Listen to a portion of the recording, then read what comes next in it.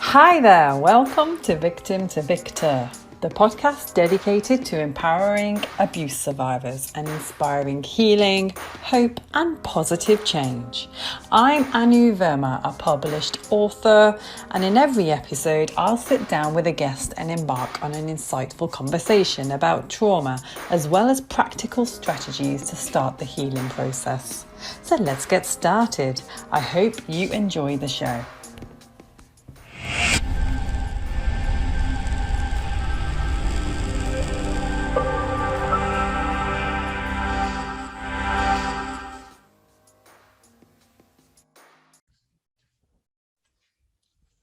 And here is our wonderful Lauren, all the way from Delaware. First time I've heard of that.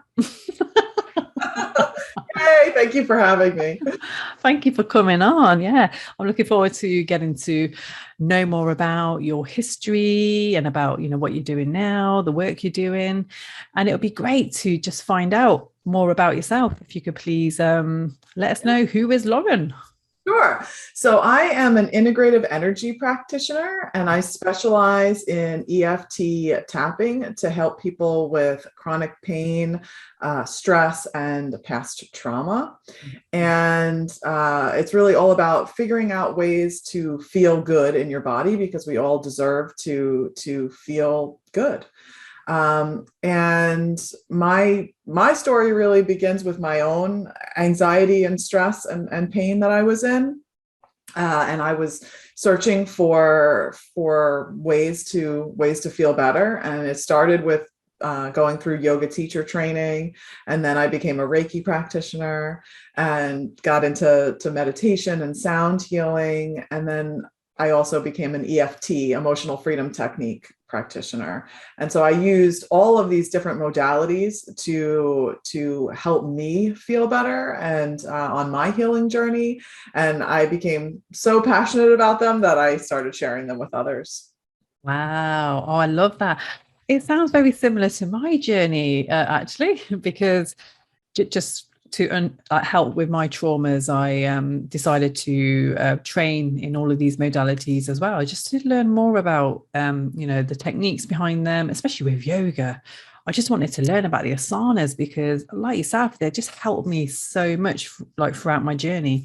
And I just think that by actually delving more deeper into, the practice and how each of the asanas benefit the body and the mind and the function, I just think it really does transform your own healing as well. Yeah, no, that's exactly right. And I always encourage people, if you're curious about a certain modality, go learn about it. There's a reason why you're curious about it, and that reason is not to ignore it, right? Exactly. Go with it. Yeah. And so how about your, in terms of your anxiety and, everything that you suffered from, was that something which was caused from work or personal reasons? So I think growing up, I was always more of an anxious kid, but I was just kind of able to deal with it, and then really things came to a head for me with my husband's last deployment. So my husband's in the military. We had done deployments before, but this deployment I was not prepared for. And the other ones, like, we knew, okay, 6 months beforehand, that's going to happen. Like, there was that preparation time. This one really came out of the blue. We had just had kids, 2 little kids. We had just moved to Delaware, and I was having to take care of them, and the anxiety just was really overwhelming. And with that, I have TMJ, and when I have anxiety and stress, it really comes out, and I get TMJ flare-ups and pain in my neck and my shoulders, and that was really bad. And so I just knew something needed to change, something needed to shift, and I started on this journey of figuring out what was going to help me. Yeah. And what's TMJ for my listeners who may not know? So that's like it's like, I should know what it stands for. Mandibular, like, it's your jaw. Oh, yeah. It's in your jaw. Oh, yeah. And it can make eating really uncomfortable. Sometimes your jaw locks closed, sometimes your jaw locks open. And it's all connected with like the neck and the shoulders. So yeah. Absolutely. Yeah, yeah. It's true what you're saying, because anxiety, stress, and depression, any kind of mental health disorder that we have, probably even a lot of these personality disorders, it all starts in the body. We don't even realize. We think it's all in the mind, but it's connected to the body. And that's how a lot of the illnesses and ailments start as well, if we don't heal ourselves. And so I guess for you, it was coming up as TMJ. Right. Exactly. That's exactly right. There's so many emotional contributors to physical pain. And when I was introduced to this idea of tapping, so for those of you that are not familiar with what tapping is, EFT and tapping are interchangeable, those words. EFT stands for Emotional Freedom Technique. And it's this process of gently tapping on certain points of the body. And doing so helps to relieve anxiety and stress, but it can also help to relieve physical pain and can help you to overcome like trauma responses too. And so when I was first introduced to that idea, I thought it was crazy. I thought like, okay, I'm going to tap on myself and I'm going to feel better. Right. Okay. But whatever. That seems like some crazy stuff like out there. But then I tried it and was very curious, because I was like, wait a second, I am feeling better. I do feel a little bit better. That's odd. Why? And so then I started researching why. There is a lot of science behind why this stuff works. And so I had my first session with a practitioner after I'd been tapping a little bit on my own, because I wanted to work on this pain on my jaw. And I had a huge shift in one session. And that was enough for me to be like, okay, I still don't understand it, but I'm gonna learn more about this, and I'm gonna continue to do this. So it actually worked in curing the pain? Yeah. So when you tap, what you're doing, I often compare it to acupuncture, because people are more familiar with acupuncture, right? So when you go to an acupuncturist, they take those little needles and they put them in at certain points around your body. And with tapping, what we're doing is applying light pressure to some of those same points. And there's an added component of acknowledging the emotions that you're feeling in the moment. And so when you're talking about pain, the practitioner was asking me questions like, how does it make you feel that you're having to deal with this pain? How long have you been in pain? What happened when you first, when the pain first started happening? And so then she used the answers to those questions to then tap on, we tap on the points, and she would say a sentence using my answers, and I would repeat that sentence. And we would go through and tap on these points and say these things. And you check in the beginning, like, how intense is the pain right now? And on a scale of 1 to 10, and my pain was about an 8.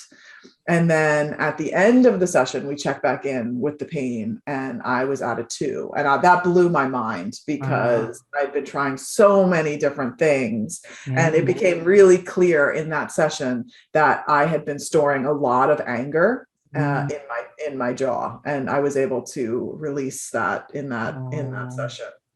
Yeah, pretty wild, pretty wild. And I know that can almost sound like too good to be true. And it doesn't always work like that. I will say that it doesn't always work like that, like immediate kind of response for people.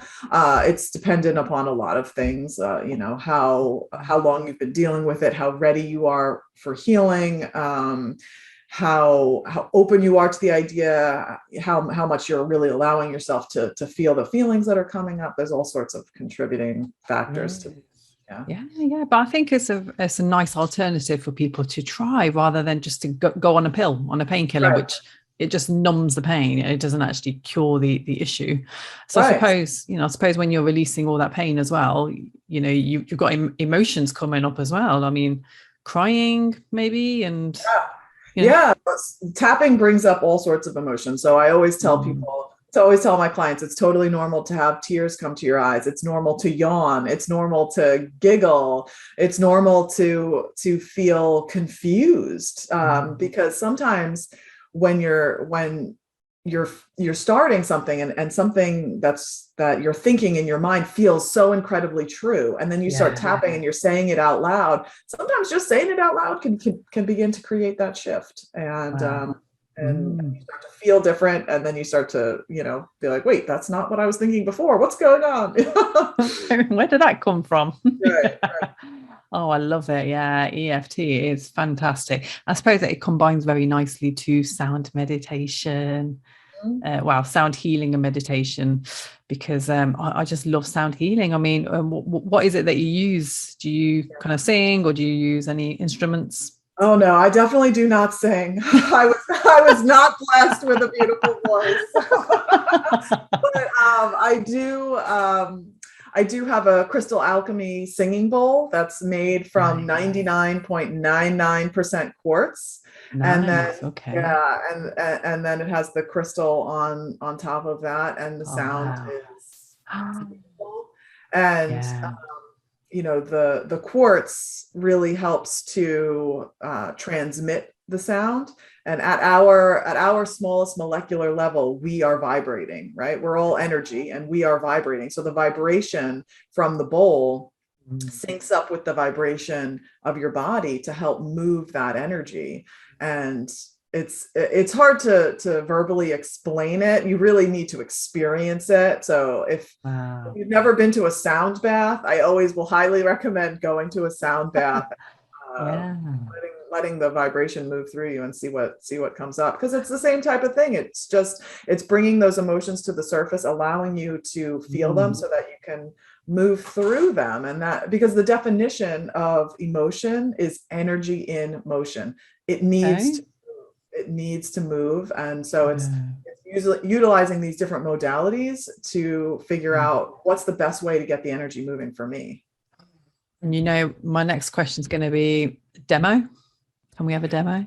Yeah, of tapping? Absolutely. That'd be good. I mean, because in this day and age now, there's a lot of fear. A lot of people are very stressed out. There's just so much going on in the world. Are you finding that a lot of clients are coming to you with that? Oh yeah.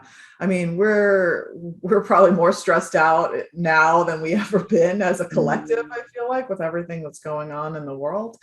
And people are stressed, and they're looking for different ways of feeling better. And this is one that is, tapping in particular, is one that's very gentle. You don't have to dive into past trauma that you've experienced or anything like that. It's a very gentle approach to acknowledging how you're feeling, so that you can really hold space for those emotions and move through them, as opposed to running away from them, which I think is more of the norm of what we do, because we don't like feeling frustrated, angry, sad. And so we try to suppress those feelings and distract ourselves with something else. And that maybe works in the short term, but not for the long term. So it's important to figure out these different ways of really allowing yourself to feel the feelings. Okay. Yeah, no, definitely. I think we should do that today. Okay. All right.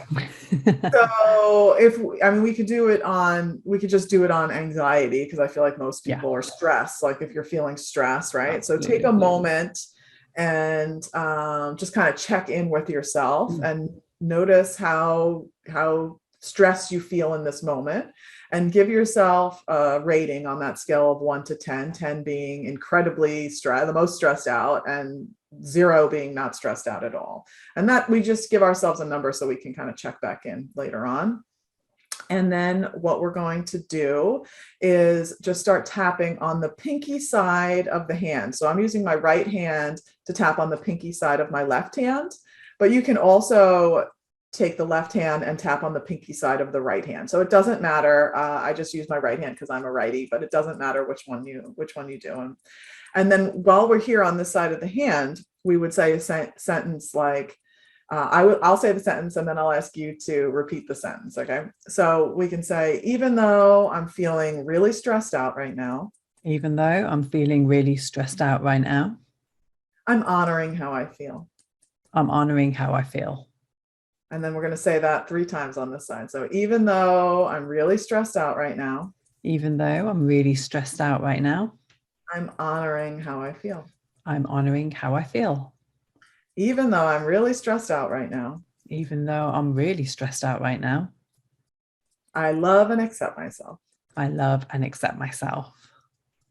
And also kind of noticing if you're really stressed out, where do you feel that in your body? Kind of tuning into how that feels in your body. And we can also notice how that shifts. Okay, so then we're going to move to the next point. The next point is at the crown of the head, right in the center of the head. And I like to do it with an open palm. I'm really stressed out right now. I'm really stressed out right now. And then we're going to go to the next point, which is the start of the eyebrows on both sides of the eyes. I'm really stressed out right now. I'm really stressed out right now.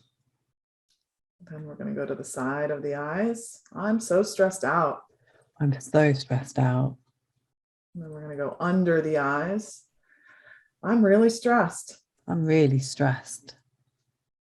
And we're going to go under the nose. I'm really stressed. I'm really stressed.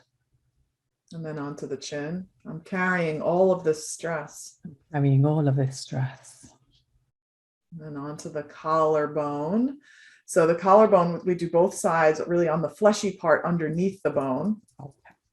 All of this stress. All of this stress. And then under the arm. So for women, you're like on the center of the bra strap on the side of the body. And for men, it's about 2.5 inches from the armpit. All of this stress. All of this stress. And then the last part is on the back of the hand between the pinky and the ring finger. All of this stress. All of this stress. And then pause right there and take a nice deep breath in. And let it go. And so that was one round of tapping. We call it a round because we're kind of moving in a circle. And just pause and kind of check back in with yourself. Now, you may notice a difference after one round. You may not, and that's okay because it was just one round of tapping. But you may have noticed, oh, like a thought came up of what you're stressed about, or something that's going on in your life that's causing stress. Or maybe you're really tuned into the physical sensation of how the stress feels in your body. And those are things that then you can utilize for the next round of tapping, right? Or maybe you do feel a little bit more relaxed, and you can tap on using those words. So you get as specific as you can with your situation, and continue to tap on those same points. Fantastic. Wow. Okay.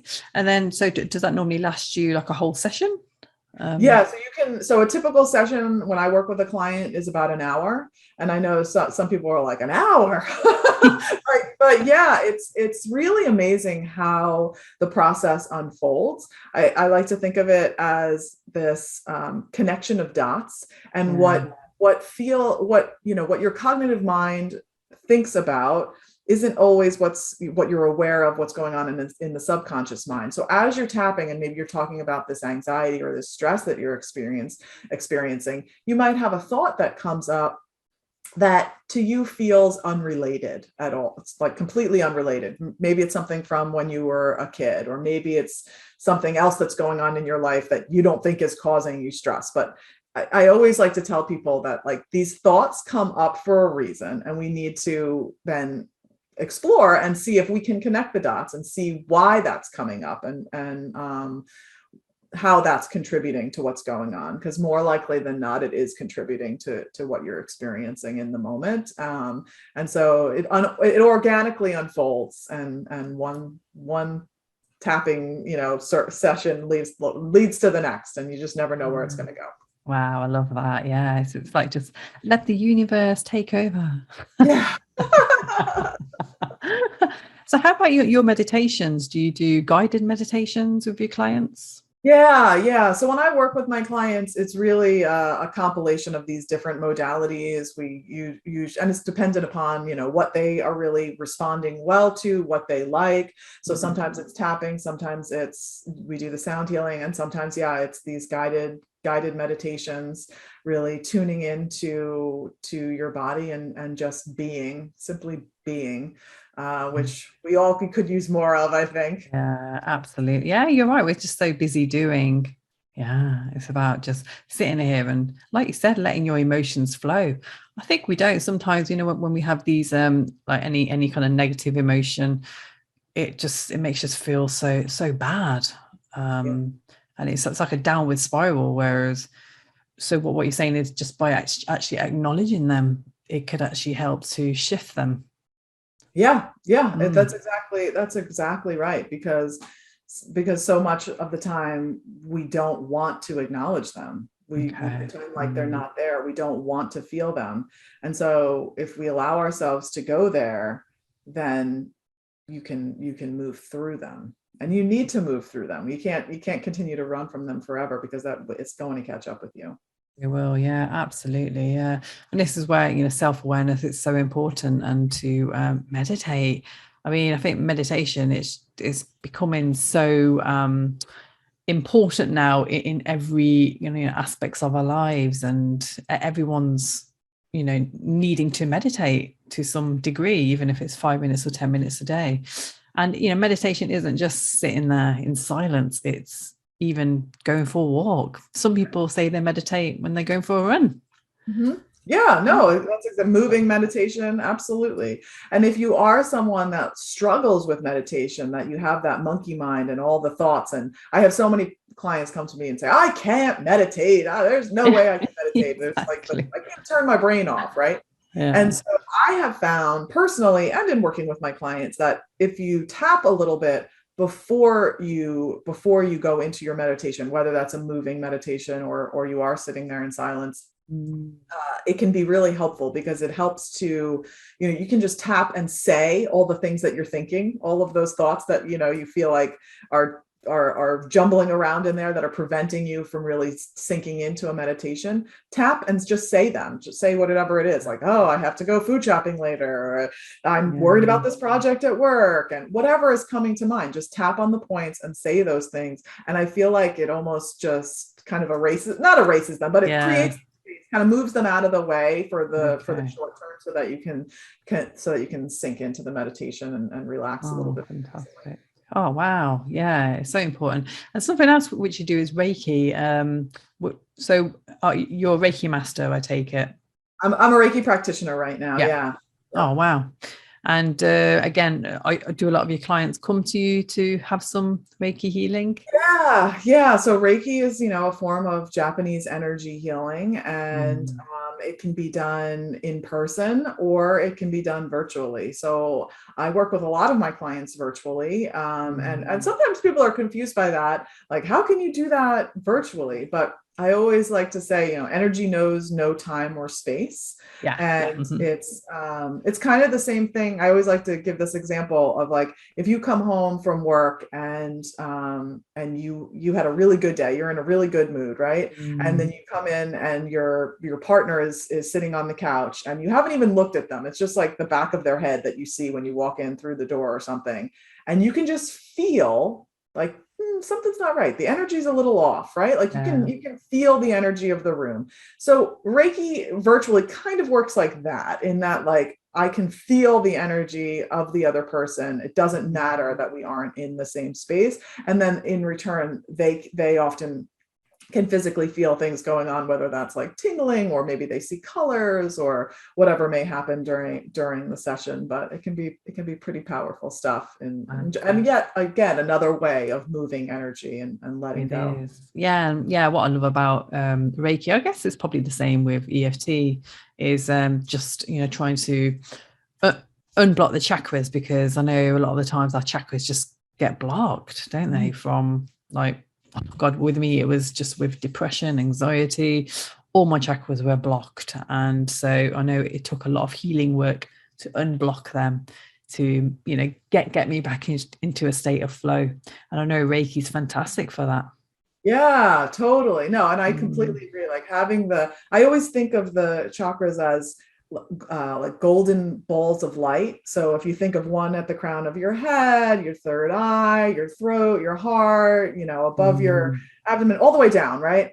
And if you think of each of those chakras as a ball of light that's spinning when you're in health and wellness, when everything's all good, each of those balls are spinning.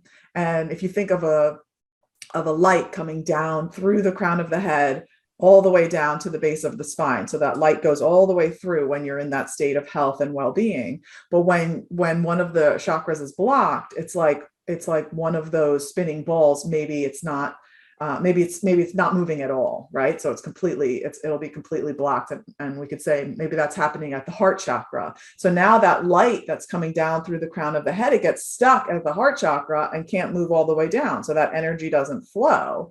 And so Reiki can help to get that movement going in that chakra. So now the energy can begin to flow all the way down. And I don't know, I'm just a visual person. So sometimes I love that. No, I think that's a really good way of describing it. Yeah. Spinning bowls. Absolutely. Because by, a spinning bowl, that's a state of flow. So I think that describes it excellently. And also, it just, Reiki's good, like, I suppose with EFT as well, just changing your beliefs and negative thought patterns and just, trying to get you in a more positive mindset again. Yeah. And I think what I love about tapping is that it does that in a really authentic way. And what I mean by that is, it meets you where you are. So if you're feeling really depressed, if you're feeling really angry, right? It's okay to say, I'm so angry, right? Yeah. And yes, we want to move towards that better feeling thought, or that better feeling. However, you can't just like flip a switch and be like, okay, I recognize that I'm really angry, and now I'm going to say a positive affirmation and say I'm really happy, right? Like that doesn't feel true, right? No. So tapping allows you to have what you're having, right? And say I'm really angry, and then maybe after a round or two of tapping, you have the realization like I'm really angry, but I've been angry before and I've gotten through it. Maybe that's the next best thought. So you're slowly baby steps. Baby steps moving. And then, depending on what the issue is that you're dealing with, I mean, maybe that's as far as you get in one session, but and that's okay, because that's where you are. And, it doesn't have to be one end of the spectrum to the other. Like it guides you along the way. Yeah, absolutely. Oh, fantastic. And so at the moment you're carrying out sessions online, and so clients can work with you from all over the world, I guess. Yeah, absolutely. So I see clients from all over, and I have virtual sessions that are typically an hour or so long. And it is so awesome to like meet and connect with people from all over the world. I love that so much. Yeah. Oh, absolutely. Yeah, it is. And I just think it's just fantastic that we're able to do that. Thank you, internet and Zoom and oh, brilliant. So where can my listeners find you and connect with you? Yeah, absolutely. So you can find me on my website, which is mindshiftwithlauren.com. I also have a free masterclass on the website that goes into more detail specifically about tapping and a lot of the science behind why it works, because there are a lot of studies out there that back it up. And so if you're interested in that master class, that's mindshiftwithlauren.com /masterclass. Okay. Perfect. Yeah. And are you on socials as well? Yes. So I'm on Instagram, probably the most, and that's Lauren Nicole, but there's only one N and the O is a 0. Right. Okay. Brilliant. It's fine. I'll be adding the links on the description of this podcast. So that's great. Thank you so much. And yeah, absolutely, listeners, head on over to MindShift with Lauren, and there's loads of resources on there.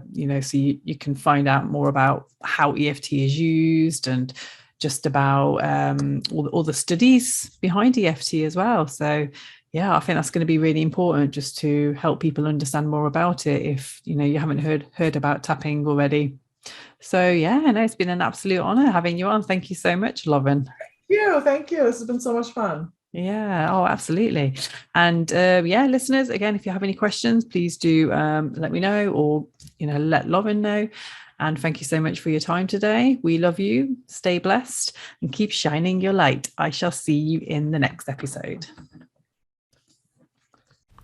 Thanks for tuning in to today's episode of Victim to Victor. Subscribe so you don't miss out on new episodes, and be sure to follow the podcast on socials to keep updated on what's next, and share Victim to Victor with family and friends to help grow the community and spread the positive healing energy. You may also wish to join me on the path to self-discovery and sign up to my 12-week self-empowerment plan, which will be linked below.